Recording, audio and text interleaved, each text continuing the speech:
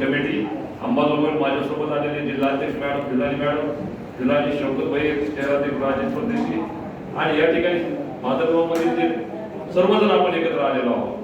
सध्या जर आपण बीड जिल्ह्याची जर परिस्थिती जर पाहिली तर बीड जिल्ह्यामध्ये जिल्हा परिषदेच्या 61 जागा आहे, पंचायत समितीच्या 122 जागा आहे, जवळपास 6 नगर परिषद आहेत. 6 नगर परिषद मध्ये प्रत्येक ठिकाणी समाजवादी पार्टीने यापूर्वी लोकसभा लढवलेली आहे, मी स्वतः विधानसभा लढवलेली आहे आणि समाजवादीला मानणारा या बीड जिल्ह्यामध्ये फार मोठा वर्ग आहे. निवडणुकीचं काम करीत असताना आपण सर्व नेतृत्व जिल्हाध्यक्षांकडे देतो.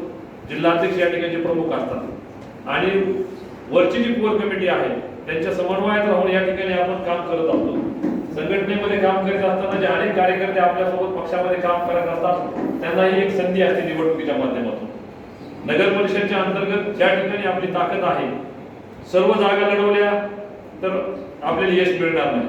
जर त्या जागा स्पेसिफिक आपण जर माजलगाव शहरामध्ये किंवा बीड जिल्ह्यामध्ये जिथं ज्या ठिकाणी आपल्याला मानणारा वर्ग आहे किंवा ज्या ठिकाणी एक चांगला माणूस जो सोशल वर्क करतो किंवा सोशल काम करतो ऍक्टिव्हिटी त्याला जर संधी दिली तर त्या ठिकाणी पक्षाला यश येऊ शकतं. अशा जागा आपण काही निश्चित कराव्या. जिल्ह्यामध्ये सतत फिरल्यानंतर आणि जिल्ह्यातून त्यावेळेस मला अनेक फोन आले की समाजवादी पार्टी संपूर्ण बीड जिल्ह्यामध्ये निवडणूक लढवित आहे, तर त्या आपण कोणत्या जागा लढवत आहोत.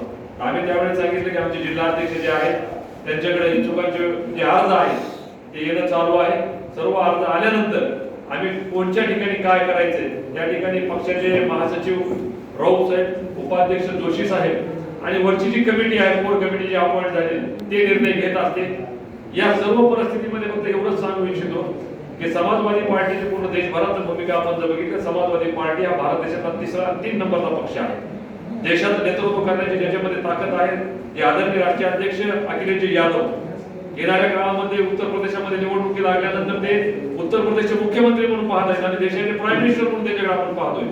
महाराष्ट्रामध्ये जर बघितलं तर आपल्याला एवढं बुलंद नेतृत्व आहे माननीय आमदार अबू आझमी साहेबांचं की महाराष्ट्रातल्या कोणत्याही कान्याकोपऱ्यात कोणत्याही नेत्याला फोन लावायला काही अडचण आहे तर आपला नेता एवढा सक्षम आहे.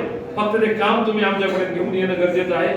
ते काम तसं योग्य असणं गरजेचं आहे आणि तुमचा आणि आमचा समन्वय सामाजिक काम आणि सार्वजनिक कामामध्ये ज्या ठिकाणी काय अडचणी जसे त्यांनी सांगितलं की आता सांप्रदायिक मुद्दा संपूर्ण महाराष्ट्रामध्ये चालू आहे आणि त्या माध्यमातून या ठिकाणचं वातावरण खराब करण्याचं काम केलं आहे. आता आम्ही अनेक दिवसापासून मुस्लिम समाजामध्ये माझ्या घराच्या बाजूला मुस्लिम समाज आहे, जिथे काम करतो तिथं मुस्लिम समाज अनेक जाती पातीच्या लोकांसोबत मी काम करतो, मला कधीच काही वाटलं नाही. पण ह्या वातावरणामध्ये जे दाखवलं जातं हे समाजात आपण सांगणं गरजेचं आहे. आपल्या पिढ्या